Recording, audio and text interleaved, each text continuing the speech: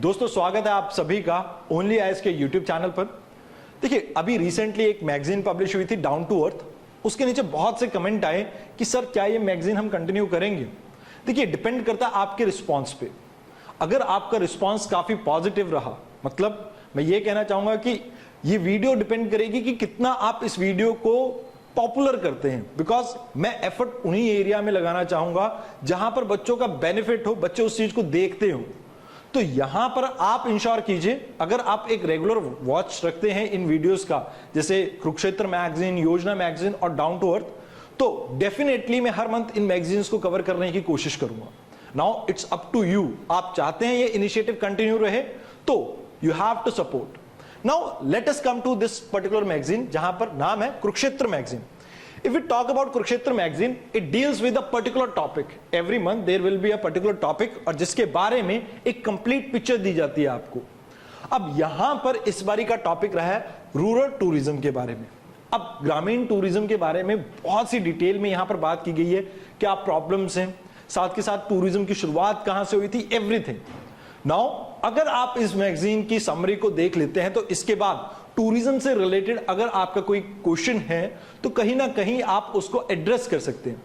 Now if we talk about कि ये magazine पढ़नी क्यों जरूरी है, तो let me tell you, GS paper 1 से लेके पेपर 4 तक हर जगह इस टॉपिक से क्वेश्चन आता है एंड इन्वायरमेंट, डिजास्टर, इन सभी चीजों को आप इससे रिलेट कर सकते हैं।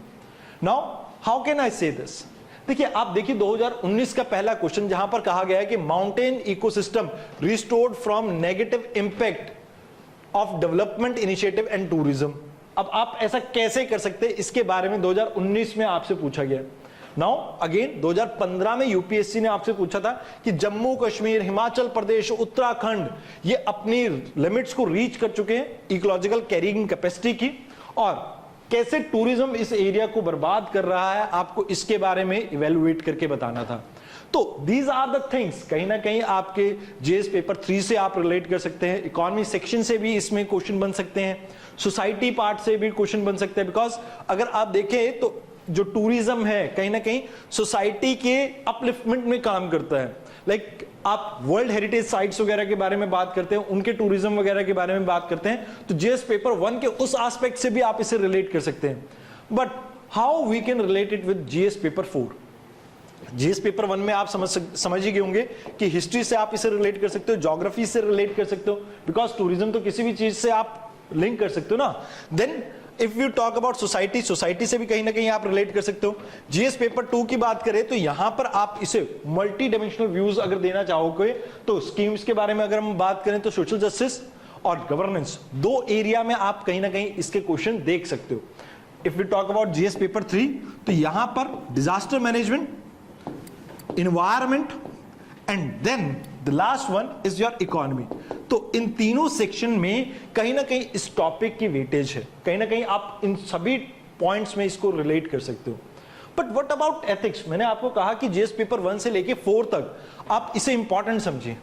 Now consider this case study, आप एक बार इसको देख लेना, 2015 की एक केस स्टडी है, आपको पीपीटी मिलेगी, आप उसमें पढ़ लेना आराम से।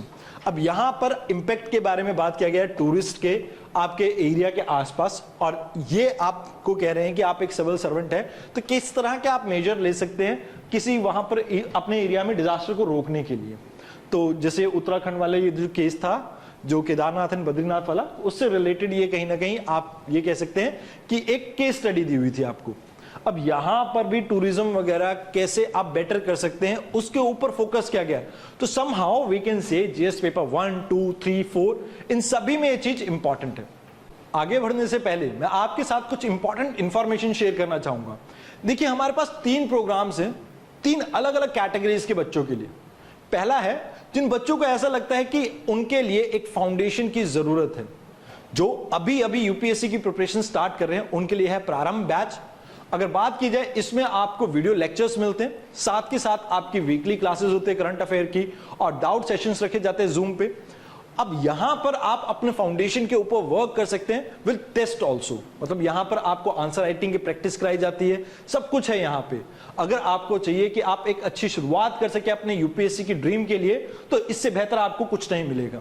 Now second one is for दोस्त जिनको अभी इस साल का मेंस देना है। अब मान लो आपको ऐसा लगता है कि आपने बहुत सी तैयारी कर रखी है, पिछले साल भी मेंस लिखा था, आपको सिर्फ और सिर्फ आंसर राइटिंग की प्रैक्टिस करनी है, तो for that you have 60 day answer writing programme, rigorous answer writing programme. अब इसमें क्या है, देखिए यहां पर आपको डेली बेसिस पे 7 आंसर्स लिखने की प्रैक्टिस करवाई जाती है 1 घंटे के अंदर। अगर आप इस प्रैक्टिस को कंटिन्यू रखते फॉर द नेक्स्ट 60 डेज, कहा यह जाता है कि 21 दिन में आदत बन जाती है, और अगर आप 60 दिन तक इसकी प्रैक्टिस कर लेंगे तो आपके मेंस के आंसर राइटिंग की स्पीड और क्वालिटी दोनों इनरिच हो सकती हैं। Now if we talk about कि क्या यहां पर इवैल्यूएटेड टेस्ट भी होते हैं, तो हाँ बिल्कुल आपको यहां पर कुछ इवैल्यूएटेड टेस्ट भी मिलेंगे। एंड थर्ड प्रोग्राम है फॉर दोज जिन्हें इस बार का मेंस देना है but they do not know how to cover the syllabus, तो उनके लिए एक प्रोडक्ट है that is mains crash course. इस क्रैश कोर्स में क्या बेनिफिट मिलेगा आपको, देखिए एक टाइम बाउंड मैनर में आपका पूरा सिलेबस विद कंटेम्परेरी इश्यूज उसको कवर करवाया जाएगा। अब कंटेम्परेरी इश्यूज में जो आपके रिसेंट टाइम में हॉट शॉट टॉपिक्स हैं जिनके ऊपर यूपीएससी क्वेश्चन पूछ सकती है, उन टॉपिक के ऊपर भी फोकस किया जाएगा विद योर स्टैटिक ऑल्सो। तो यहां पर इस प्रोग्राम को वो लोग ज्वाइन कर सकते हैं जिनको चाहिए कि मुझे बिल्कुल अच्छे से तैयारी करनी है मेंस के लिए, for that you can join our mains crash course. तो आइए अब शुरुआत करते हैं आज की वीडियो की। अब देखिए अगर हम बात करें, सबसे पहले आपको समझना होगा कि टूरिज्म होता क्या है और शुरुआत कहां से हुई।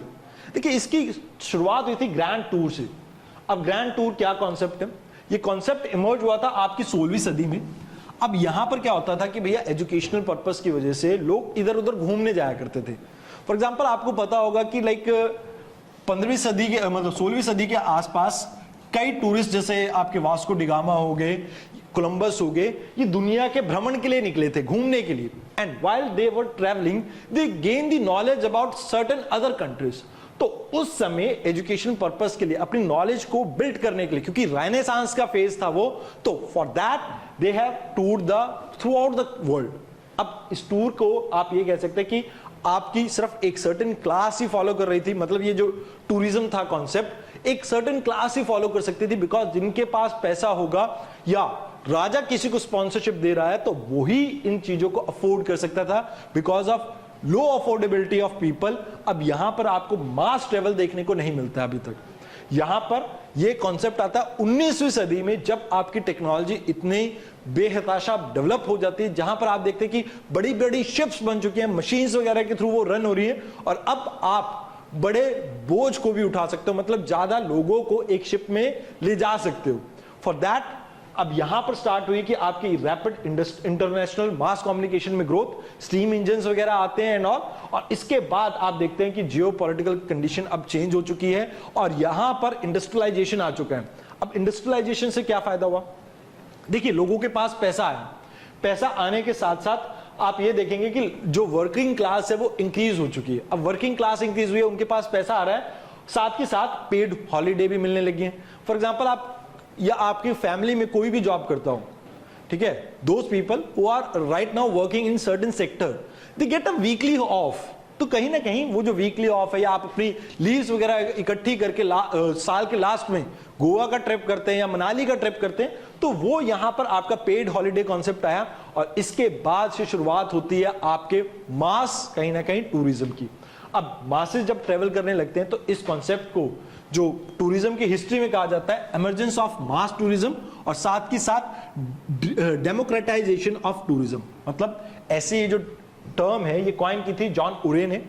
अब इन्होंने ये जो टर्म कॉइन की तो इनका कहने का मतलब ये था कि इससे पहले तक सिर्फ और सिर्फ एक सर्टेन क्लास ही है जो ट्रेवल कर सकती थी, but with the start of 19th century आप एक चेंज देखते हैं जहां पर अब मासेस भी ट्रेवल कर रहे हैं। लेकिन ये जो मासेस हैं ये जनरली ट्रेवल क्यों कर रहे थे, इनका जो पर्पस था वो था बिजनेस पर्पस। मतलब कहीं ना कहीं आप ये देखेंगे कि ये आप जो भी ट्रेवल वगैरह करेंगे आप कोशिश करेंगे कि कहीं ना कहीं अपने सामान को या तो आप बेचने जा रहे हैं या कुछ वैसा चीजें, तो उन चीजों के लिए यहां पर ज्यादा टूरिज्म होता था रादर देन लेजर्स। मतलब आप ऐसा नहीं है कि मालदीव्स में हॉलिडे मनाने जा रहे हैं या माली में हॉलिडे मनाने जा रहे हैं, ऐसा कुछ नहीं था। यहां पर जो पर्पस था वो कमर्शियल पर्पस था। Now if we talk about ये जो आपकी प्लेटफॉर्म है, ये कुछ प्लेटफॉर्म के बारे में बात कर रहा हूं जिनके बेसिस पे आप स्टडी करते हैं टूरिज्म की।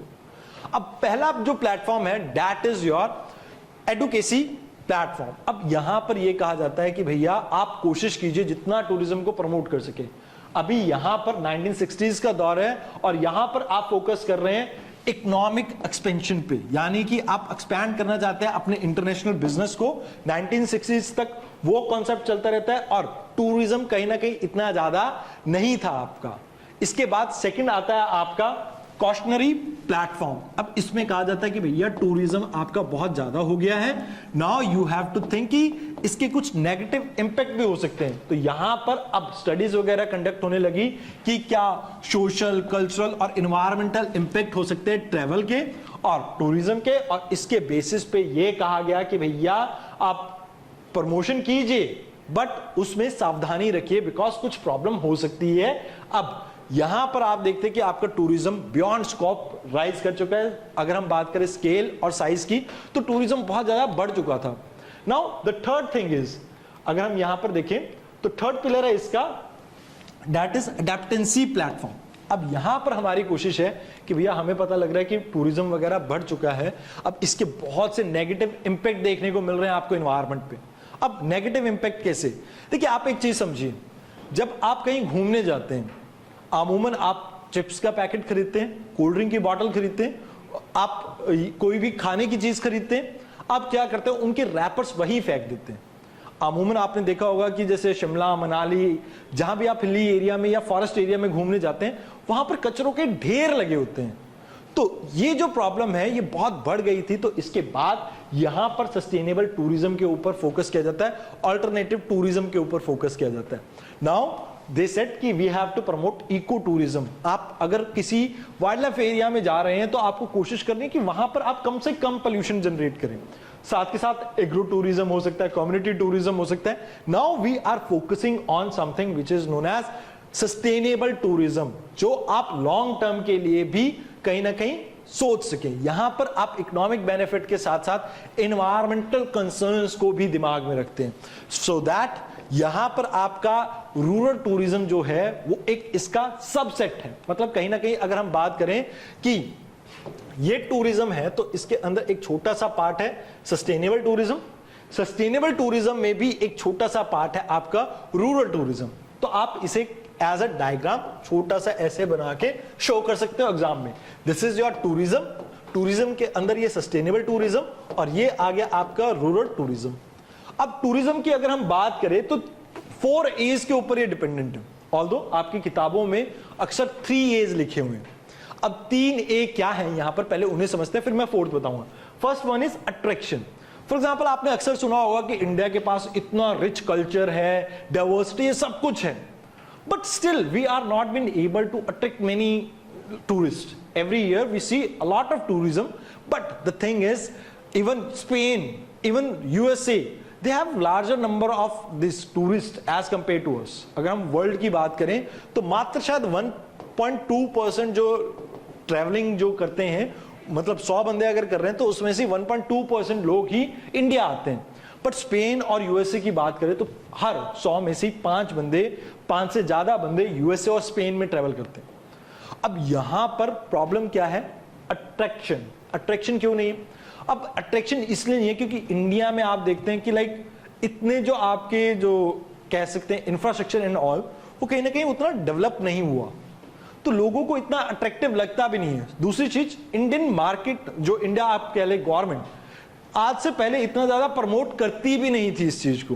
लाइक आपने कभी भी नहीं देखा होगा, अब तो खैर फिर भी एडवर्टाइजमेंट एंड ऑल सब कुछ रन किया जाता है, बट इससे पहले कभी इतनी ज्यादा मार्केटिंग होती नहीं थी, तो दैट्स व्हाई अट्रैक्शन इतना था नहीं। सेकंड थिंग, पॉलिटिकल स्टेबिलिटी नहीं थी, कब कौन सी सरकार बदल जाए या कुछ भी, तो उस वजह से भी थोड़ी प्रॉब्लम थी in the front of attraction. Now second thing is accessibility. अब मान लीजिए मैंने यहां से जाना है मनाली, अब दिल्ली से जाना है तो नियरेस्ट एयरपोर्ट पड़ेगा चंडीगढ़ का, चंडीगढ़ के बाद I have to travel with bus. तो अगर वहां पर रेलवे की कहीं ना कहीं आप ये कनेक्टिविटी का इंश्योर कर सकें या आप एरोप्लेन्स वगैरह की कहीं ना कहीं कनेक्टिविटी को इंश्योर कर सकें तो ज्यादा से ज्यादा लोग वहां जा सकते हैं। तो एक्सेसिबिलिटी एक मेजर फैक्टर है। फॉर एग्जाम्पल हर साल आप देखते हैं कि गोवा बहुत से लोग जाते हैं, खासकर अक्टूबर, नवंबर, दिसंबर, जनवरी मंथ में। अब क्यों जाते हैं? बिकॉज गोवा में आपको एक्सेसिबिलिटी मिलती है। आप गोवा जाने के लिए फ्लाइट ले सकते हैं एंड इजिली वहां पर पहुंच सकते हैं, आपके रेलवे से कनेक्टिविटी है। तो इस वजह से आप देखेंगे एक्सेसिबिलिटी किसी एरिया की एक इंपॉर्टेंट फिनोमिना है। आपने देखा होगा रिसेंट टाइम में हमने बहुत सी कंट्रीज के साथ कनेक्टिविटी को इंश्योर किया है, तो यहां पर आप इस चीज को देख सकते हैं। Next one is accommodation. Accommodation in the sense, मान लीजिए मैं आपको कहूं कि आप एक XYZ जगह पे घूमने जाएं, अब वहां पर आपको रहने के लिए कोई होटल ही ना मिले तो प्रॉब्लम आएगी। अकोमोडेशन नहीं मिला तो आप रात को कहां रुकेंगे? तो अकोमोडेशन भी एक मेजर फैक्टर है। अगर आप अकोमोडेशन किसी एरिया में प्रमोट कर सकते हैं, प्रोवाइड कर सकते हैं, देन ऑल्सो टूरिज्म फ्लरिश। अब चौथा जो इसमें मिसिंग है, दैट इज अफोर्डेबिलिटी। अब देखिए, अगर मेरे को गोवा जाना है और जो एरोप्लेन की टिकट है, मान लीजिए एरोप्लेन की टिकट है 10,000 की या 20,000 की, तो I am not been able to afford that. कई लोगों की तो मंथली सैलरी होगी, कईयों की क्वार्टरली सैलरी होगी या कुछ भी। अब आप ये लगा के चलिए कि अगर इसी चीज को अफोर्डेबल बना दिया जाए तो कहीं ना कहीं आप और ज्यादा टूरिज्म को बूस्ट कर सकते हैं। तो बिसाइड ऑल दिस, सबसे इंपॉर्टेंट चीज है आपकी अफोर्डेबिलिटी। अगर आप अफोर्डेबल टूरिज्म को इंडिया में प्रमोट करेंगे तो इससे लोग ज्यादा आएंगे, और जितने ज्यादा लोग आएंगे उतनी ज्यादा आपको इकोनॉमिक बेनिफिट देखने को मिलेगा। नाउ लेट अस कंसीडर किस तरह के आप टूरिज्म से बेनिफिट देख सकते हो। If you talk about social and cultural benefit, अब यहां पर इसका मतलब क्या है? देखिए, आप डाइवर्स कल्चर के साथ इंटरेक्ट करते हैं तो आप देखते हैं कि आपका कल्चर बाहर फ्लरिश होता है, बाहर का कल्चर इंडिया में फ्लरिश होता है। फॉर एग्जाम्पल आप देखिए, बुद्धिज्म है। अगर फॉरेन ट्रेवलर्स इंडिया में नहीं आए होते तो क्या बुद्धिज्म आपका इतना बड़ा धर्म बन पाता चाइना में, थाईलैंड में और आसपास की कंट्रीज में, जापान एंड ऑल? तो वो एक मेजर कारण है जिसकी वजह से बुद्धिज्म बाहर की कंट्रीज में भी फैल सका। नाउ सेकंड थिंग, आप दूसरी चीज देखिए, आपने देखा होगा कि कई बार हम वेस्टर्न कल्चर को अपना रहे हैं। अब यहां पर अगर टूरिज्म ना हो, मान लीजिए आप कभी यूएसए वगैरह आपने कभी देखा ही नहीं, इंडिया में से किसी ने नहीं देखा। अब अगर आपने वहां की फैसिलिटीज वगैरह को नहीं देखा तो उन चीजों को आप इंडिया में कैसे डिमांड करोगे? तो यहां पर आपका कल्चरल सोशल इंटरेक्शन कहीं ना कहीं इंप्रूव करता है, कहीं ना कहीं आपकी कनेक्टिविटी सॉफ्ट पावर वर्ल्ड के अंदर उसको जनरेट करता है। तो दैट्स व्हाई ये आपका कहीं ना कहीं एक इंपॉर्टेंट फैक्टर जहां पर आप इंटरमिंगलिंग ऑफ दो कल्चर का देखते हैं। और अक्सर आपने कई आपके जैसे हिस्ट्री में थॉट प्रोसेसेस के बारे में सुना होगा, जैसे Raja Ram Mohan Roy, he has a thought process that is blend of east and west. तो कहीं ना कहीं वो मटेरियलिस्टिक सोसाइटी और स्पिरिचुअल सोसाइटी दोनों जब मिक्स होते हैं, then you find a perfect blend in which human beings can thrive perfectly. Now if we talk about this particular thing, social and cultural aspect is over. Now next thing is economic benefit. अगर आपको पता हो, हर साल हम करोड़ों रुपए कमाते हैं टूरिज्म से, बिकॉज जो फॉरेन से टूरिस्ट इंडिया में आते हैं या इंडिया के विद इन जो टूरिस्ट अलग अलग जगह पे घूमने जाते हैं, तो उनसे कई लोगों को एक तो रोजगार मिलता है। इकोनॉमिक बेनिफिट, सबसे पहले यू गेट एम्प्लॉयमेंट बेनिफिट।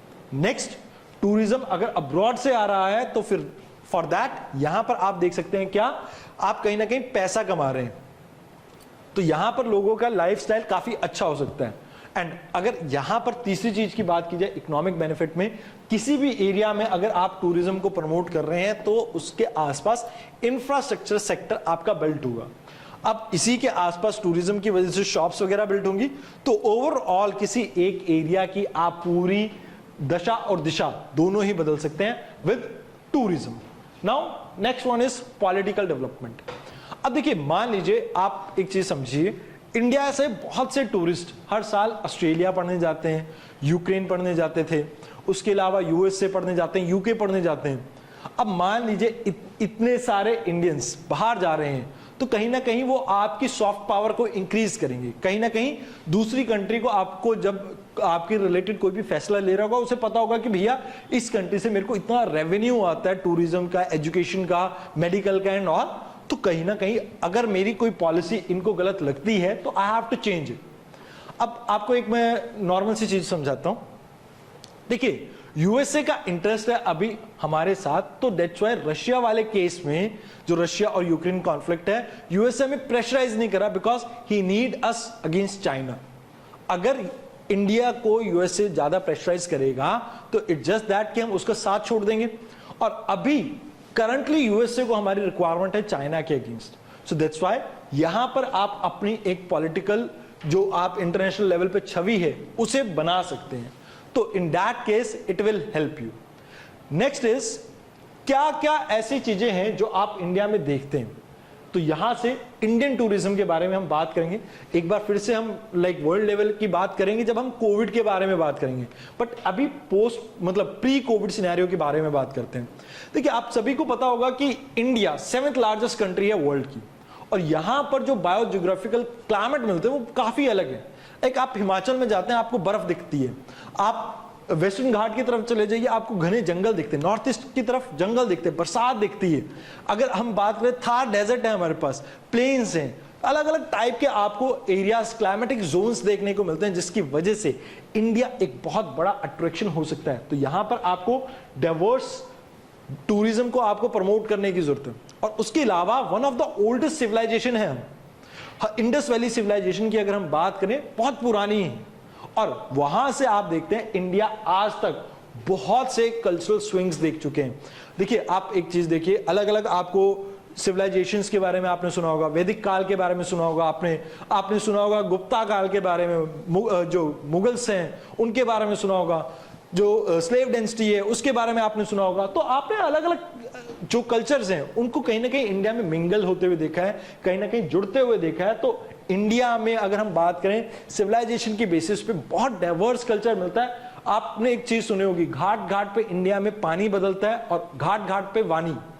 तो यहां पर आप इस चीज को कह सकते हैं कि भैया इंडिया में इतनी डाइवर्सिटी है कि आपको हर, कहते हैं कुछ किलोमीटर आप चलेंगे तो पानी का टेस्ट बदल जाता है, कुछ किलोमीटर और चलेंगे तो आप भाषा का बदलाव देखते हैं।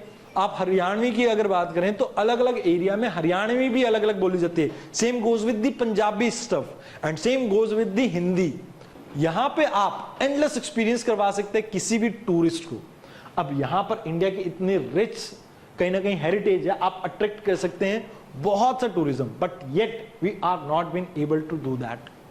अब इसी चीज को ध्यान में रखते हुए 73rd इंडिपेंडेंस के दौरान भारत के प्रधानमंत्री ने कहा कि एटलीस्ट जो इंडियंस हैं उनको कोशिश करना चाहिए बाय 2022 15 जो टूरिस्ट डेस्टिनेशन है इंडिया के अंदर आप उनको विजिट करो। ठीक है, उस समय टाइम था, बट अब मैं ये कहूंगा कि बिकॉज ऑफ कोविड वो चीजें अचीव करना थोड़ा मुश्किल रहा। अगर 15 हम टूरिस्ट डेस्टिनेशन इन 2-3 सालों में जाते तो इससे बहुत से लोगों को रोजगार मिल पाता, इससे हमारा टूरिज्म सेक्टर और ज्यादा बूस्ट करता। बट यहां पर आपको याद रखना है कि 2019 में मिनिस्ट्री ऑफ जो आपकी कल्चर टूरिज्म है उन्होंने लॉन्च किया देखो अपना देश प्रोग्राम। अब ये जो प्रोग्राम है इससे ही लिंक्ड है। कैसे? यहां पर बात की जाती है अलग अलग आपके सर्किट्स डेवलप करने की, अलग अलग आपके प्रोग्राम्स वगैरह डेवलप करने की, जिससे आप विद इन इंडिया टूरिज्म को प्रमोट कर सकें। अब आपके सामने मैं कुछ आंकड़े रख रहा हूं अभी 2019 से पहले के। अब देखिए, इंटरनेशनल टूरिज्म की बात करें तो हर साल 3.7% से इंक्रीज हो रहा है, मतलब यहां पर आपको ग्रोथ देखने को मिल रही है। बट सबसे ज्यादा आपको ग्रोथ देखने को मिल रही है किस चीज में? डोमेस्टिक के केस में। यहां पर आपको ऑलमोस्ट 11.9% की ग्रोथ देखने को मिल रही है। ऑल्दो इंटरनेशनल फ्रंट पे भी हमारा जो इंडियंस बाहर जाके घूम के आ रहे हैं वो भी इंक्रीज हो रहा है और वहां पर भी ग्रोथ देखने को मिल रही है 9.8% की। अब इसी चीज को कहीं ना कहीं हम चाहते हैं कि ये जो 9.8% लोग हैं ये बाहर जाने की बजाय इंडिया में ही अपने देश को घूमे, समझे, बेटर डेस्टिनेशंस ढूंढने की कोशिश करें, और इससे कहीं ना कहीं इंडिया का टूरिज्म और ज्यादा बूस्ट हो सकता है। अगर हम ऐसा कर पाएंगे तो हम बहुत सा चेंज ला सकते हैं इंडियन टूरिज्म इंडस्ट्री में और इसे वर्ल्ड लेवल पे और बेहतर तरीके से प्रमोट कर सकते हैं। बिकॉज अगर ऐसा होगा तो हमारे पास इकोनॉमिक सस्टेनेबिलिटी होगी किसी भी प्रोजेक्ट को लॉन्च करने के लिए। फॉर एग्जांपल अगर मैं बात करूं, मेरे को XYZ सिटी को as a tourist destination promote करना है, तो वहां पर मेरे को रहने के होटल से लेके लोगों के खाने पीने और हर चीज का बंदोबस्त करना होगा, तो उसके लिए पैसा चाहिए। तो वो कहां से आएगा? अगर आप सबसे पहले डोमेस्टिक टूरिज्म को प्रमोट करें, देन इंटरनेशनल। अगर हम बात करें 2020 में ड्यूरिंग योर कोविड काल, अब देखिए उस समय लॉकडाउन लगा हुआ था पार्शियल एंड कंप्लीट। अब इसकी वजह से जो हॉस्पिटैलिटी सेक्टर है इसको बहुत सा नुकसान देखने को मिला। हॉस्पिटैलिटी सेक्टर मतलब जो आपके टूर एंड टूरिज्म से डील करते हैं, जैसे होटल एंड ऑल। अब इसकी वजह से गवर्नमेंट ने आत्मनिर्भर अभियान के अंदर यानी सेल्फ रिलायंट इंडियन मिशन के अंडर बहुत कोशिश की है कि इस चीज को रिवाइव करवा सके।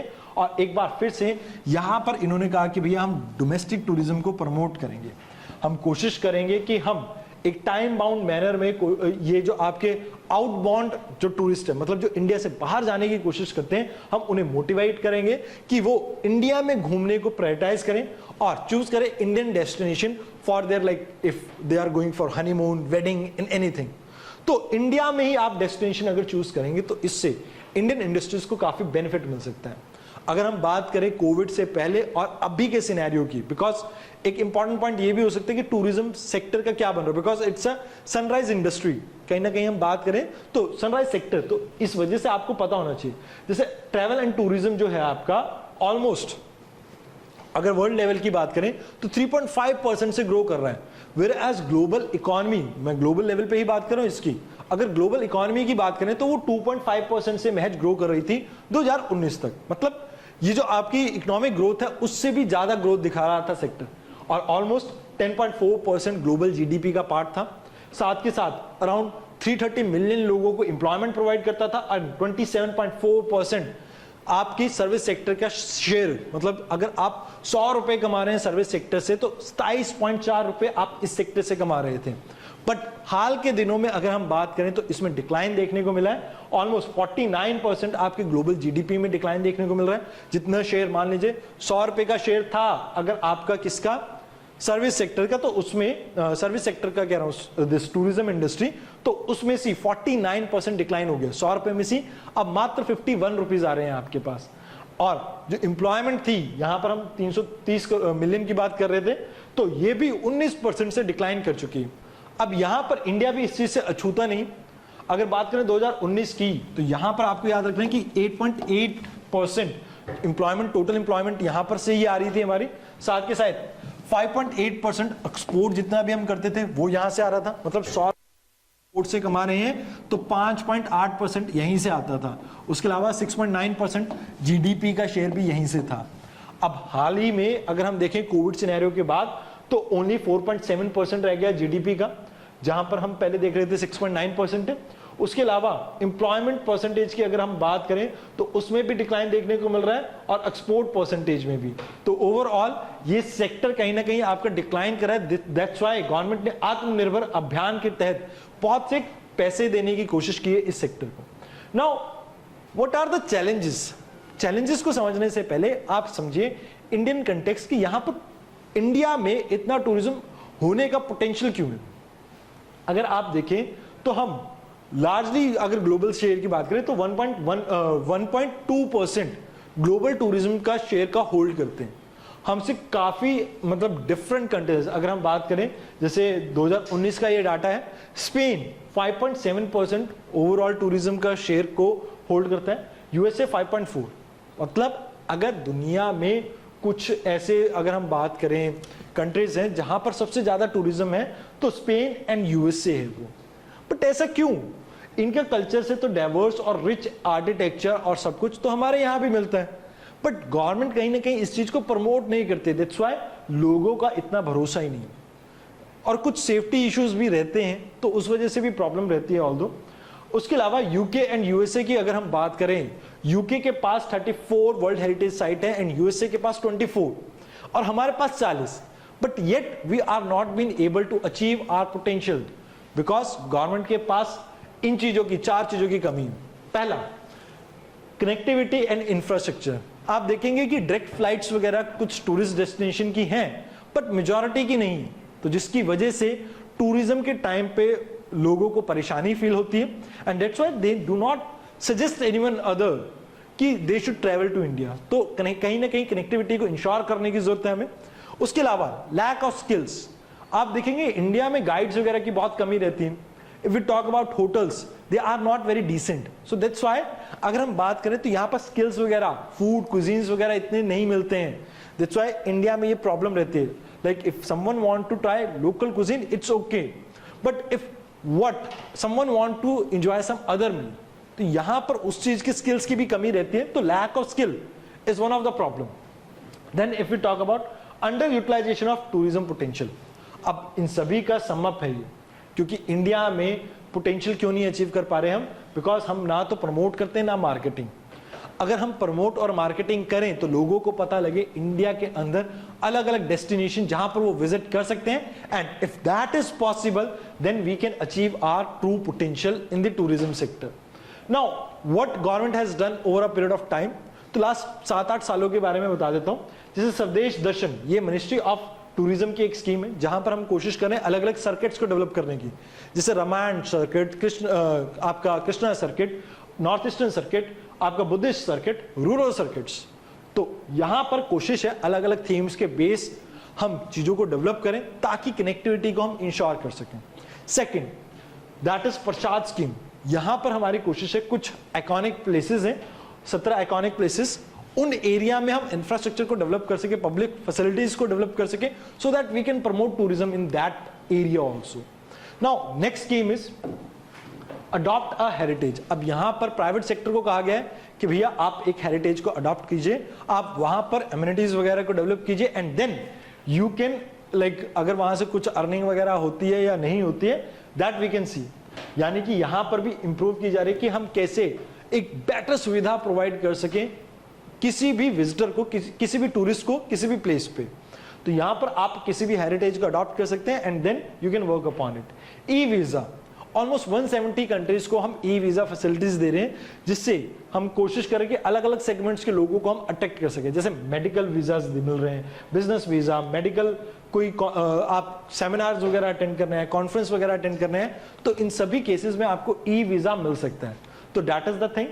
नाउ एक पर्टिकुलर एरिया है निकोबार एंड लक्षद्वीप, इनमें भी हम टूरिज्म को प्रमोट करने की कोशिश कर रहे हैं, because they have huge potential. अगर इन एरिया की होलिस्टिकली डेवलपमेंट कर सकें तो काफी बेहतर हो सकता है. तो यहां पर स्मिथ, रॉस, लॉन्ग और ईव आइलैंड जो निकोबार के पास है, इनमें हम कोशिश कर रहे हैं कि हम टूरिज्म को प्रमोट कर सकें. साथ के साथ लक्षद्वीप में मिनिकोय हो गया, आपका बांग्राम हो गया, और कुछ ऐसे से एरिया जैसे शेली वगैरह, इनमें हम टूरिज्म को प्रमोट करने की कोशिश कर रहे हैं.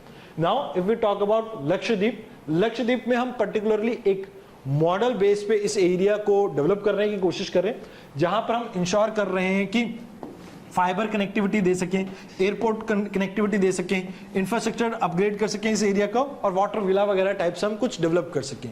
बट इन दोनों एरिया में एक चीज का आपको ध्यान रखना है, this area is already fragile and we do not have to jeopardise the situation in this area. मतलब हमने ये नहीं करना है कि बायोडाइवर्सिटी को वहां पर नेगेटिव कॉन्सिक्वेंसेस फेस करने पड़े, या जो वहां पर ट्राइबल पॉपुलेशन रहती है उनको किसी तरह की कोई दिक्कत हो. We have to ensure that it should be an inclusive development in field of, if we talk about economy, environment and social. तो अगर वो inclusive development होगी, then we can promote tourism in this area. Now, if we talk about further, क्या क्या initiative और लिए, तो आपको पता होगा वाटर ट्रांसपोर्ट इंफ्रास्ट्रक्चर के ऊपर हम वर्क कर रहे हैं, जहां पर हम कोशिश कर रहे हैं कि इंडिया की कोस्ट लाइन के अंदर 7500 किलोमीटर की जो हमारी कोस्ट लाइन है, उन एरिया में हम कोस्टल एरिया को डेवलप करने के लिए सागरमाला प्रोजेक्ट को स्टार्ट करें. अब इसके अलावा अगर हम देखें तो हम इनलैंड वाटरवेज को भी डेवलप कर रहे हैं, जहां पर हम प्रमोट कर रहे हैं नेशनल वाटरवेज को. जैसे आपने 1 2 4 5 6 7 ऐसे कुछ 100 के अराउंड आपके वाटरवेज को आप डेवलप कर रहे हैं. एयर ट्रांसपोर्ट इंफ्रास्ट्रक्चर की अगर हम बात करें तो यहां पर आप देखेंगे उड़ान स्कीम. उड़ान स्कीम के तहत हम कोशिश कर रहे हैं अफोर्डेबल एयर फ्लाइट्स, ताकि हम कुछ ऐसे एरियाज में भी जो पहले कनेक्टेड नहीं थे आपके लाइक मेजर टूरिज्म डेस्टिनेशन से, तो उनसे कनेक्टिविटी को इंश्योर करने के लिए हम यहाँ पर कोशिश कर रहे हैं. मल्टी मोड कनेक्टिविटी को इंश्योर कर रहे हैं, जहां पर हम ट्रेन्स और बाकी आपके जैसे मेट्रोज वगैरह इन चीजों को भी कनेक्ट करने की कोशिश कर रहे हैं, सो दैट टूरिज्म को एक हम अच्छा एक्सपीरियंस बना सकें. अब इसी मैगजीन में एक पर्टिकुलर एरिया के ऊपर फोकस किया गया. Now if we talk about north eastern part of India, तो यहां पर आपके पास ह्यूज पोटेंशियल है. जैसे अगर हम बात करें असम, तो यहां पर सोलुकुची, हजोंग, म्योंग एंड जितिंगा, सॉरी अगर मैं नाम प्रोनाउंस गलत किया हो, एक बार आप इनकी स्पेलिंग वगैरह देख लेना. अब ये गुवाहाटी के आसपास के इलाके हैं. अब मान लीजिए अगर आप अपने ऑफिस से थक चुके हैं, आप चाहते हैं कि वीकेंड पे आप किसी एरिया में जाके रिलैक्स करना चाहते हैं, तो these are the area where you can visit. जैसे कि आपको पता होगा गुवाहाटी यहाँ का मेन एरिया है, असम का कैपिटल एंड ऑल, तो इसके आसपास ही आपको एरिया देखने को मिलता है। सेम मेघालय में आपको शिलोंग के आसपास ऐसी ही टूरिस्ट डेस्टिनेशन देखने को मिलती है। अरुणाचल में जीरो वैली जो है आपकी ईटानगर के आसपास देखने को मिलती है। सेम मणिपुर में आंध्रो, ये आपको इम्फाल जो इसकी राजधानी है उसके आसपास देखने को मिलती है। नागालैंड में कोहिमा जो इसकी राजधानी है उसी के आसपास कोहिनोमा, ये एक एरिया जहां पर एक आप ये कह सकते हैं मेजर टूरिस्ट डेस्टिनेशन है। मिजोरम की अगर बात करें तो यहां पर थिंजवा जो आपको एजवाल के आसपास एरिया देखने को मिलता है जो इसकी राजधानी है, ये भी अच्छी टूरिस्ट डेस्टिनेशन है। और त्रिपुरा में माताबारी, ये एक इंपॉर्टेंट टेंपल है जो आपको इस एरिया में देखने को मिलता है। तो इन जनरल अगर हम बात करें नॉर्थ ईस्ट में बहुत सा टूरिस्ट कहीं ना कहीं जाने का पोटेंशियल है, बट इसको हमें प्रमोट करने की जरूरत है। तो यहां पर हमें इंफ्रास्ट्रक्चर के ऊपर वर्क करना होगा, डेवलपमेंट एक्टिविटीज के ऊपर वर्क करना होगा। आप इसको भी वर्ल्ड मैप पे अगर ला पाए तो आप एक बेटर कुजीन वगैरह ऑफर कर सकते हैं। जैसे ट्राइबल पॉपुलेशन वहां पर जो खाना खाते हैं वो यूनिक है, उनका पहरावा यूनिक है, तो कहीं ना कहीं क्राफ्ट सेक्टर को भी हम डेवलप कर सकते हैं वहां पे। और साथ के साथ इन एरिया में कनेक्टिविटी को इंश्योर करके आप चाइना का जो प्रॉब्लम है उसको भी दूर कर सकते हैं, क्योंकि अगर यहां पर डेवलपमेंट होगी तो आप मिलिट्री वगैरह को मूव इजीली करवा सकते हैं इन फ्यूचर केस जहां पर आप देखते हैं चाइना के साथ अगर हमारी कोई टसल होती है तो। नाउ टूरिज्म जम्मू कश्मीर में भी बहुत पोटेंशियल है। अब यहां पर प्रॉब्लम है टेररिज्म, जो क्रॉस बॉर्डर टेररिज्म है वो एक मेजर कारण है जिसकी वजह से जो कश्मीर है वो अपना ट्रू पोटेंशियल अचीव नहीं कर पाया। 1665 में एक यूरोपियन ट्रैवलर थे जो कि आपके कश्मीर गए थे, उन्होंने ये कहा कि भैया कश्मीर की वादियां इतनी सुंदर हैं, जो मैंने इमेजिन किया था ना उससे भी कहीं ज्यादा सुंदर है। तो कहीं ना कहीं इस चीज को इन्होंने अपनी स्टेटमेंट में लिखा है। सेम अगर हम बात करें लैटिट्यूड के हिसाब से तो जो डमैकस है, बगदाद है, पेशावर है, if we talk about South Carolina जो यूएसए में आपको देखने को मिलता है, मोरक्को में फिज, ये एरिया सेम लैटिट्यूड पे है जिसपे कश्मीर। बट कश्मीर में जो क्लाइमेट मिलता है ना आपको कहीं नहीं मिल सकता। अगर बात की जाए मई जून की तो कहीं ना कहीं ये स्विट्जरलैंड को टक्कर देता है, और बात की जाए जुलाई अगस्त की तो ये कहीं ना कहीं सदर्न फ्रांस को। तो आप सोच के देखिए जो यूरोप में आपको क्लाइमेट मिलता है सेम आपको यहाँ पर भी देखने को मिलता है। साथ के साथ एक बेहतरीन बात ये भी है यहाँ पे, जैसे जैसे 1000 मीटर की हाइट आप ऊपर जाते जाएंगे इन एरिया में ना आपको एक नया ही क्लाइमेटिक जोन देखने को मिलता है। अब इसी वजह से यहाँ पर बहुत सी टूरिस्ट डेस्टिनेशन देखने को मिलती है, जैसे सबसे इंपॉर्टेंट है माता वैष्णो देवी। श्री माता वैष्णो देवी जो आपके टेम्पल है, यहाँ पर हर साल लाखों भक्त जाते हैं, जिसकी वजह से अच्छा खासा रेवेन्यू यहाँ पर आता है गवर्नमेंट को। Next is Raghunath temple. अब यहाँ पर भी अच्छा खासा आपको लोगों की भीड़ देखने को मिलती है। आपको अमरनाथ यात्रा का भी पता होगा। उसके अलावा चिंगुस सराय, बेफलिज, गुलमर्ग, सोनमर्ग, गुलरेज वैली, उसके अलावा tulip garden, Bangus valley, Lolab valley and Pahalgam, ये कुछ फेमस टूरिस्ट डेस्टिनेशन है। अगर यहाँ पर हम टूरिज्म को प्रमोट करना चाहते हैं तो टेररिज्म को कहीं ना कहीं हमें रोकने की जरूरत है। अगर हम उस चीज को अचीव कर पाएंगे तो उसके बाद आप ये समझिए कि स्विट्जरलैंड से ज्यादा आप ये कह सकते हैं कि टूरिज्म यहाँ पर प्रमोट किया जा सकता है। अभी रिसेंटली जैसे फिल्म्स की शूटिंग्स के लिए, जैसे आपने देखा होगा ना कि अमूमन स्विट्जरलैंड में शूटिंग्स वगैरह होती हैं मूवीज की, रोमांटिक सीन की, तो यहाँ पर कोशिश ये की जा रही है कि एक सिंगल विंडो प्लेटफॉर्म प्रोवाइड किया जा सके जहां पर फिल्म शूटिंग्स को यहां पर इस एरिया में प्रमोट किया जा सके, जहां पर 60 दिनों के अंदर अंदर आपको परमिशन मिल सकती है और यहां पर आप अपनी मूवीज को शूट कर सकते हैं। तो that is thing that is we are working on. अगर हम बात करें रूरल टूरिज्म की तो यहां पर आपको समझना होगा कि ग्रामीण इलाके जो हैं भारत के वो वर्ल्ड के बाकी एरिया से बहुत अलग है, बिकॉज यहां पर आपको आर्ट बहुत अच्छा मिलता है, क्राफ्ट देखने को मिलता है, रिलीजन, रिचुअल, कल्चर बहुत डाइवर्स देखने को मिलता है, जिसकी वजह से ये एक यूनिक हॉटस्पॉट है आपके टूरिस्ट अट्रैक्शन के। अगर आप इन चीजों को यहाँ पर इन एरिया को प्रमोट करते हैं तो इससे ना केवल आप रूरल एरियाज में माइग्रेशन की प्रॉब्लम को रोक पाएंगे, साथ ही साथ एम्प्लॉयमेंट अपॉर्चुनिटी प्रोवाइड कर पाएंगे, इंफ्रास्ट्रक्चर डेवलप कर पाएंगे और इन लोगों की लाइफ काफी बेटर हो सकती है। तो यहां पर हमें जरूरत है कि हम लोकल आर्ट कल्चर को प्रमोट करें, क्राफ्ट को प्रमोट करें, जिससे हम अपने ट्रेडिशन को भी आगे बढ़ा सकते हैं। Now if we talk about rural tourism, तो सबसे पहले इसका पोटेंशियल हमने देखा था नेशनल टूरिज्म पॉलिसी जो 2002 में आई थी। इसमें हमने कहा था कि हम कोशिश करेंगे कि हम टूरिज्म सेक्टर में, रूरल एरिया में जॉब्स क्रिएट कर सकें, ताकि हम लोगों को नॉन फार्मिंग सेक्टर में ला सकें, और इंडिया में जो फार्मिंग के ऊपर इतना स्ट्रेस है, इतनी पॉपुलेशन डिपेंडेंट है, उसको हम कहीं ना कहीं कम कर सकें। इसके बाद मिनिस्ट्री ऑफ टूरिज्म ने एक ड्राफ्ट नेशनल टूरिज्म पॉलिसी बनाई थी जो कि अगले 10 साल तक काम करनी थी, और इसमें हमने कुछ मेजर पिलर्स के ऊपर वर्क किया था। अब ये पिलर थे जैसे green tourism, digital tourism, destination management, skilling hospitality sector, and again supporting tourism related to MSME. अब यहां पर आपको समझना होगा कि ग्रीन टूरिज्म का मतलब है हम एग्रीकल्चर और उससे जुड़ी चीजों को प्रमोट करेंगे, या कोई ट्राइबल एरिया का कोई विलेज है तो वहां पर हम कोशिश करेंगे कि लोगों को बायोस्फीयर एंड उसके आसपास की ग्रीनरी का लुत्फ दे सके। साथ के साथ डिजिटल टूरिज्म का मतलब है कि जैसे अगर आप ज्यादा से ज्यादा इमेजेस वगैरह एंड ऑल इनको नेट पे सर्कुलेट करेंगे तो वहां पर लोग उसे देखेंगे, वो डिजिटल टूरिज्म हुआ, बट उसके थ्रू अवेयरनेस क्रिएट होगी पर्टिकुलर एरिया के लिए। साथ के साथ डेस्टिनेशन मैनेजमेंट, कैसे आप पर्टिकुलर एरिया तक रीच कर सकते हैं उसके ऊपर फोकस होगा। खाने वगैरह और रहने की जगह का प्रबंध किया जाएगा, तो इन सभी के ऊपर वर्क करना था। बट अभी इशू क्या है, देखिए सबसे पहले लैक ऑफ परसेप्शन। अब मैं आपको कहूं कि यार चलो गांव घूम के आते हैं, तो आप कहोगे कि यार भैया क्या बात कर रहे हो, आप गांव कहां लेके जा रहे हो। तो वो चीज आपको ध्यान देनी है कि आप कहीं ना कहीं लोगों के अंदर, जो शहरी लोग हैं या बाहर के लोग हैं, उनके अंदर ये परसेप्शन डेवलप कीजिए कि rural tourism is a good thing. उसके अलावा अगर कोई इन्वेस्टर को कहे कि यार मेरे गांव में टूरिज्म का पोटेंशियल है और लाखों लोग आ सकते हैं, तो कोई इन्वेस्टर मानेगा? नहीं मानेगा।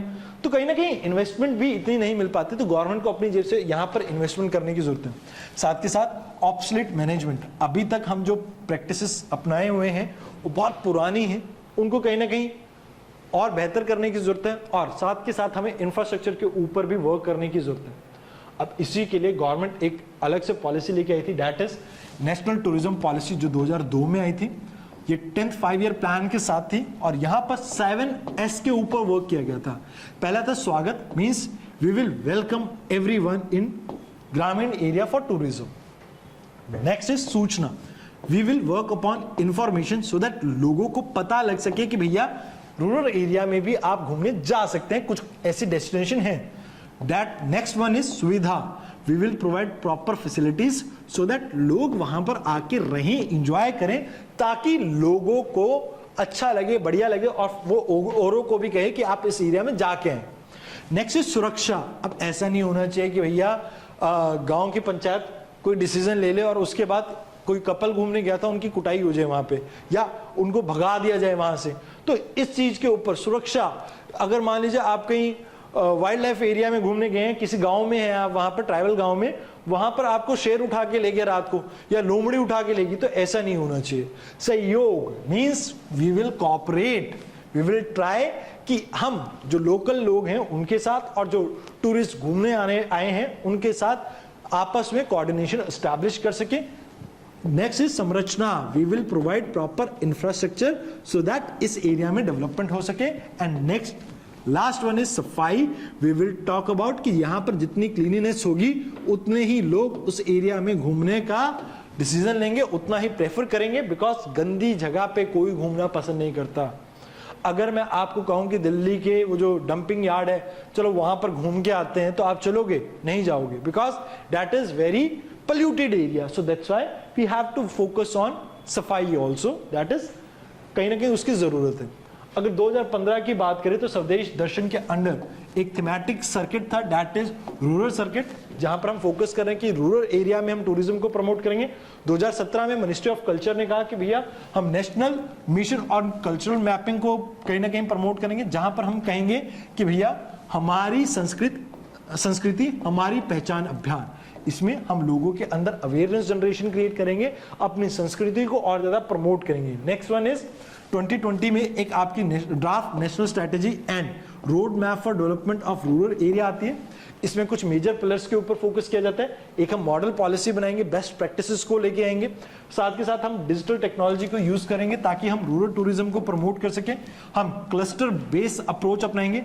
आपने श्यामा प्रसाद मुखर्जी अर्बन मिशन सुना होगा, तो उसी तरह की बात की गई है। यहाँ पे कैपेसिटी बिल्डिंग के ऊपर फोकस करेंगे, यानी स्किल डेवलपमेंट के ऊपर, यानी यहां पर हम बात करें स्किल इंडिया प्रोग्राम की, और उसके तहत स्टेक होल्डर्स को हम तैयार करेंगे। Next one is governance and institutional framework. अब किस तरह के हम किस चीजों को यूज, साधनों को यूज करके इस एरिया में हम प्रमोट कर सकते हैं टूरिज्म, हम उनके ऊपर भी फोकस करेंगे। नेक्स्ट वन इज 2021 में हम एक ड्राफ्ट नेशनल टूरिज्म पॉलिसी लेके आए थे, जहां पर हम कोशिश कर रहे हैं कि 20 मिनिस्ट्रीज और वेरियस डिपार्टमेंट्स के अंदर कॉपरेशन और कोलैबोरेशन को हम इंश्योर कर सकें, सो दैट इंडिया में टूरिज्म सेक्टर को हम प्रमोट कर सके बढ़िया तरीके से।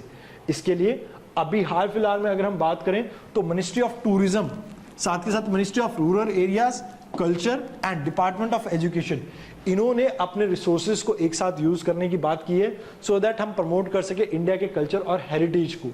नेक्स्ट एजुकेशन पॉलिसी जो 2020 में आई है, इसमें भी यूनिक विलेज लाइफ एक्सपीरियंस के बारे में बात की गई है, जहां पर रूरल टूरिज्म को प्रमोट किया जा रहा है। अगेन आपका एक नॉन गवर्नमेंटल ऑर्गेनाइजेशन है जिसका नाम है स्पिक मैनके। अब स्पिक जो है वो प्रमोट कर रही है कि कैसे हम टेंजिबल और इंटेंजिबल हेरिटेज को रूरल एरिया में प्रिजर्व कर सकते हैं, सो दैट हम इसे टूरिज्म के लिए प्रमोट भी कर सकें। अब इससे बेनिफिट क्या मिलने वाला है? देखिए, लोगों को एम्प्लॉयमेंट मिल पाएगी, उनका जो स्टैंडर्ड ऑफ लिविंग है वो इंप्रूव होगा, उससे एजुकेशन इंप्रूव होगी, इंफ्रास्ट्रक्चर डेवलप होगा, गांव का एरिया का, आसपास के एरिया का होलिस्टिक मैनर में डेवलपमेंट होगा, आपकी माइग्रेशन जैसी प्रॉब्लम है उसे हम रोक सकते हैं, और इकोनॉमी अगर आपकी रूरल एरिया की स्ट्रांग होगी तो इससे इकोनॉमी में डिमांड जनरेट होगी और इससे आपके बाकी सेक्टर भी अच्छा परफॉर्म कर सकते हैं। अगर आपकी रूरल इकोनॉमी स्ट्रांग है तो इससे बाकी जो आपके सेक्टर्स हैं वो भी काफी अच्छे से डेवलप हो सकते हैं। Now way forward, what we have to look forward to. अब यहां पर हमें इंश्योर करना होगा कनेक्टिविटी, क्योंकि रूरल टूरिज्म को हम प्रमोट करने की बात तो करते हैं, but we have to ensure कि लोगों को वहां पर जाने में ज्यादा तकलीफ ना हो। कनेक्टिविटी इंश्योर कर दी तो लोग वहां तक पहुंच ही जाएंगे। इंफ्रास्ट्रक्चर डेवलपमेंट, अब ऐसा नहीं होना चाहिए कि आप किसी गांव में घूमने गए, 12-12 घंटे तक लाइट नहीं है, गर्मियों के दिन है, तो अगर ऐसा होगा तो कोई और घूमने नहीं जाएगा वहां पे। देन हेरिटेज स्पॉट्स जो उसके आसपास देखने को मिलते हैं, उनकी भी कनेक्टिविटी को you have to ensure. For example, मैं आपको एक एग्जाम्पल देता हूं। मान लीजिए गांव है, उसके आसपास 15-20 किलोमीटर में कोई बहुत पुराने 5-7 मंदिर हैं, तो आप क्या कर सकते हैं, जैसे सेल्फ हेल्प ग्रुप्स हैं, आप इनको यूज कीजिए, यहां पर आप बसेस वगैरह प्रोवाइड कीजिए इनको, और इन बसेस के थ्रू, मतलब सॉफ्ट लोन या कुछ भी देना चाहते हैं, इन बसेस के थ्रू आप इन एरिया में कनेक्टिविटी को इंश्योर कीजिए। अगर आप इस तरह की सर्विसेज को प्रमोट कर पाएंगे तो आप कनेक्टिविटी को इंश्योर कर पा रहे हैं, वो आपने तीसरे पॉइंट को भी डील कर लिया, और साथ के साथ एम्प्लॉयमेंट जनरेशन तो हो ही रही है वहां पे। अब प्रॉब्लम एक और भी आती है, इंडिया में लोग दूसरों को बेवकूफ बहुत बनाते हैं। अब अगर आप लोकल लैंग्वेज के अलावा आप कोशिश कीजिए इंग्लिश और अदर फॉरेन लैंग्वेजेस में भी साइन बोर्ड लगवाने की, सो दैट जो फॉरेनर वहां पर विजिट कर रहे हैं दे नो अबाउट कि कहां पर वो जा रहे हैं, किस एरिया में है वो। और एक प्रॉब्लम ये भी आती है, मान लीजिए मेरा एक फ्रेंड है, वो कनाडा से आया था आफ्टर 10-15 ईयर्स, तो हुआ क्या कि वो घूमने गया कहीं, और अलग अलग एरिया में जाने पे उसकी टैक्सी को अलग अलग टैक्सेस वगैरह देने पड़े। तो इस तरह की टैक्सेस की वजह से बहुत हरासमेंट वगैरह होती है, कई बार परमिट वगैरह नहीं होती टैक्सेस वगैरह के पास।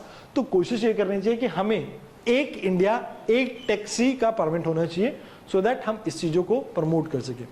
अब कई बार होता है कुछ एरिया में आप जाते हैं और उन एरिया में इतना अच्छे होटल्स वगैरह नहीं मिलते हैं, तो आप कोशिश कीजिए कुछ ऐसे स्टार्टअप्स वगैरह को आप प्रमोट कर सके जो होम स्टे वगैरह की फैसिलिटीज को उन एरिया में प्रमोट कर सके। साथ के साथ हमें डिजिटल मीडिया के ऊपर फोकस करना चाहिए, जैसे इंस्टा वगैरह।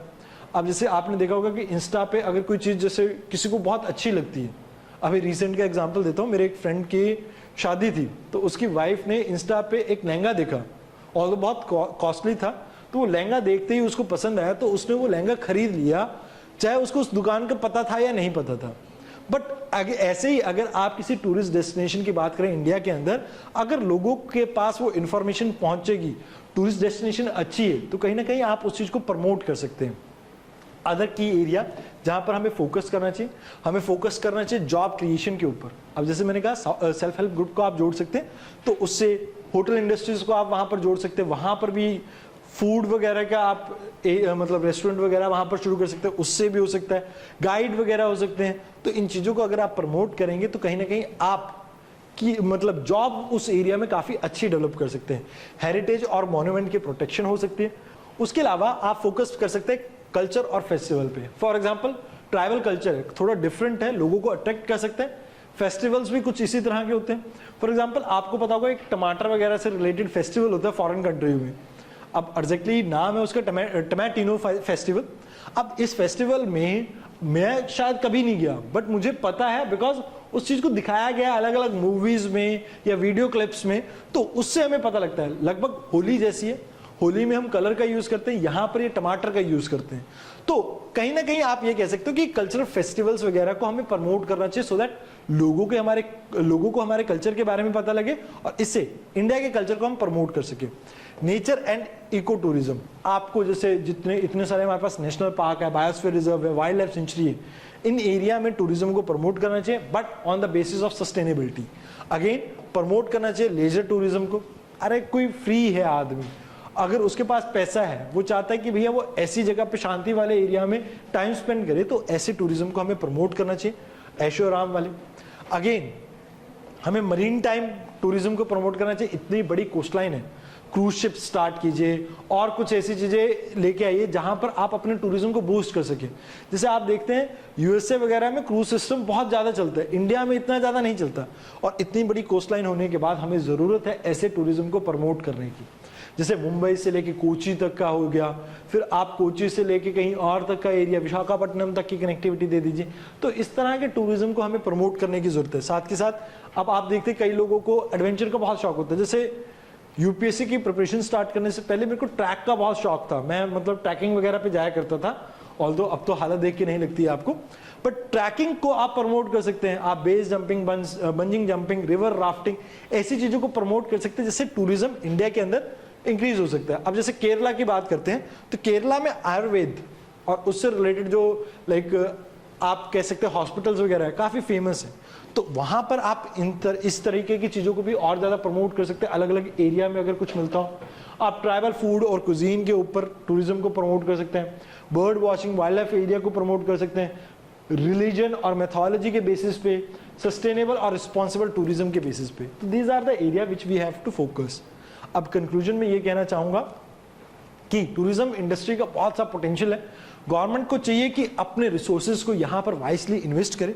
यहाँ पर हमें कोशिश करनी है कि हम कंपैटिबिलिटी इंश्योर कर सकें, ना केवल हम इकोनॉमिक एक्टिविटीज को यहाँ पर जनरेट कर रहे हैं, बट हमें कंट्रीब्यूट करना है जीडीपी के अंदर भी, जॉब क्रिएशन के अंदर भी, रूरल टूरिज्म के अंदर भी, और साथ के साथ इको टूरिज्म। मतलब हमें ऐसा नहीं है कि पैसे के ऊपर फोकस करना है, हमें यह भी देखना है कि हम सस्टेनेबल टूरिज्म को यहाँ पर प्रमोट कर सकें। उसके अलावा अगर हम गवर्नमेंट इस चीज को मानती है कि भैया टूरिज्म एक इंपॉर्टेंट पिलर है आने वाले टाइम में, तो हमें फोकस करना चाहिए प्रोफेशनल ट्रेनिंग पे। हमें अलग अलग जो स्टेक होल्डर इसमें इन्वॉल्व हैं उनके ऊपर फोकस करना चाहिए, उनकी कैपेसिटी बिल्डिंग करनी चाहिए, सो दैट हम एक क्वालिफाइड गाइड प्रोवाइड कर सके हर एक पर्सन को जो भी रूरल टूरिज्म में जा रहा है। साथ के साथ एक बढ़िया खाना या ऐसी आप कह सकते हैं हॉस्पिटैलिटी फैसिलिटीज को डेवलप कर सके। अगर हम स्किल डेवलपमेंट और ट्रेनिंग प्रोवाइड कर सके, तो अगर गवर्नमेंट इन सभी चीजों के ऊपर फोकस करती है, तो आने वाले समय में इस एरिया में बहुत पोटेंशियल टूरिज्म सेक्टर में, सनराइज इंडस्ट्री है क्योंकि सनराइज सेक्टर है, तो यहां पर आप बहुत से यूथ को जॉब प्रोवाइड कर सकते हैं और इंडिया की माइग्रेशन जैसी प्रॉब्लम को खत्म कर सकते हैं। इंडिया की अंदर जो पॉवर्टी की प्रॉब्लम है, उस इंडिया के अंदर जो पॉवर्टी की प्रॉब्लम है, हम कहीं ना कहीं उसको भी कम कर सकते हैं। तो आई होप आज के लेक्चर में आपको पढ़ के बहुत मजा आया हो। Thank you very much. इस वीडियो में इतना ही।